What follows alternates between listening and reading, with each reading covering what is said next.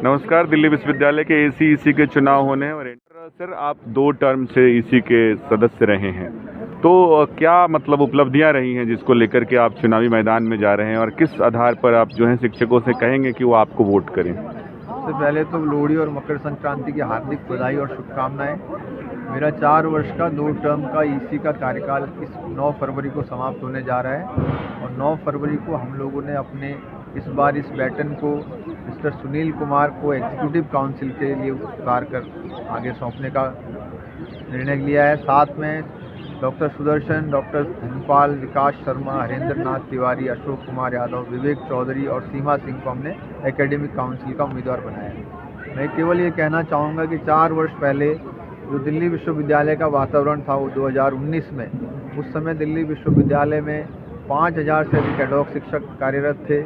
उस समय दिल्ली विश्वविद्यालय के 7000 से अधिक शिक्षकों का प्रमोशन ड्यू था। उस समय 7वां वेतन आयोग जो आया था उसकी सिफारिशें वो लागू होना बाकी थी।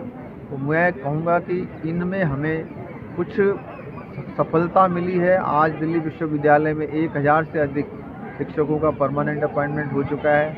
कम से कम 7500 प्रमोशंस हुए हैं और कॉलेजों में 1000 प्रोफेसर्स भी पदोन्नत हुए हैं। तो कुछ तो माहौल बदला है, लेकिन दिल्ली विश्वविद्यालय के शिक्षकों की समस्याएं मात्र इतनी नहीं है। बहुत अधिक काम पहले के समय से यहाँ छूटा हुआ था, पिछले वाइस चांसलर साहब के समय में। तो उसके लिए मुझे लगता है कि अभी बहुत समय लगेगा कि हम इन सारी खाइयों को बांट सकें। मैं आज यही अपने शिक्षक साथियों से अपील करूंगा कि इस सकारात्मक माहौल को बरकरार रखने के लिए एनडीटीएफ के साथ खड़े रहें।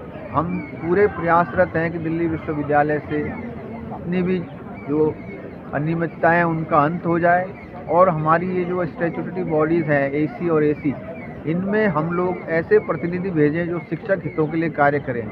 देखिए, राजनीति अपनी जगह, राजनीति में नारेबाजी करना, राजनीति में विरोध करना, लेकिन विरोध करने के कारण चीज़ों को रोकना, यह एनडीटीएफ ने कभी स्वीकार नहीं किया। हमने यही काम किया है कि काम न रुके, हम विरोध की आवाज़ भी बनेंगे और काम करने के लिए समाधान की आवाज़ भी बनेंगे। यही कहूँगा कि आप लोग हमारे साथ अभी जुटे रहिए, निश्चित रूप से परिणाम सुखद आएंगे। सर, दिल्ली विश्वविद्यालय में पिछले दिनों नियुक्ति की प्रक्रिया शुरू हुई, कुछ अनुभवी शिक्षकों को भी बाहर कर दिया गया है, तो उसको कैसे समाधान करने? ये बहुत ही दुर्भाग्यपूर्ण है कि अपॉइंटमेंट की प्रोसेस में डिस्प्लेसमेंट भी हुए हैं और 15-15 साल से पढ़ाने वाले शिक्षक भी बाहर हुए।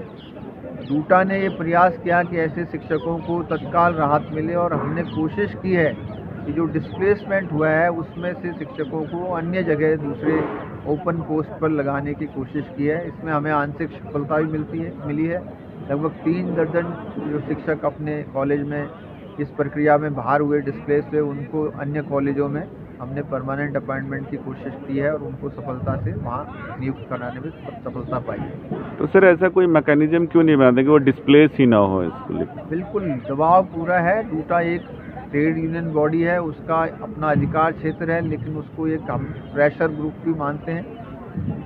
जो वर्तमान में सिलेक्शन की प्रक्रिया है उसमें यह सुनिश्चित करना बहुत ही मुश्किल है, एक चैलेंजिंग टास्क है कि सभी को अंदर कर लिया जाए। लेकिन हमारे पास विकल्प एक ही है, या तो सभी को एडहॉक छोड़ दिया जाए या परमानेंट नियुक्तियां रोक दिया जाए या परमानेंट नियुक्ति के साथ आगे बढ़ा जाए।